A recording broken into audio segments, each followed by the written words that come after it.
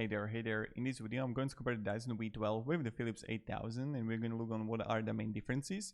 So, regards the specs, the weight is better for Dyson v12. You're going to have better runtime for Philips 8000. Charge time is better for v12. That's for me is really important. The max suction power is 150 for Dyson v12. I couldn't get it, and I was like looking for the Philips 8000.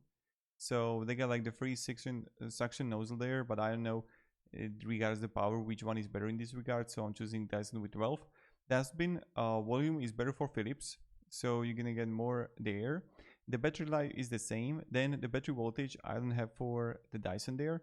Then the cleaner head is better for Philips. You're gonna 360 suction nozzle. Then you're gonna have the tools and accessories. You're gonna have more accessories for Philips 8000, but I don't know if it's like necessary. The noise level is 84 for Philips. I don't know how it's for Dyson.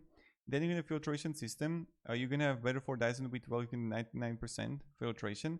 Technology is better for Dyson also. The motor type, headlight, these are the things that I actually found for Dyson, but I didn't get it for Philips. So regards the headlight, the display there, the warranty, that's all what I got there. For Philips I didn't get it.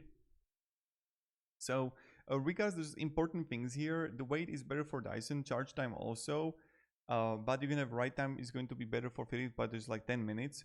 Then you're gonna have dustbin volume. This can be also important for you. It's better for Philips 8000. Then you're gonna have the cleaner head, which is better for Philips 8000. Tools and accessories also Philips 8000. Filtration system is going to be Dyson v12, and technology also for Dyson v12. So I hope I just gave a little bit of value with this video. If I didn't, I'm sorry.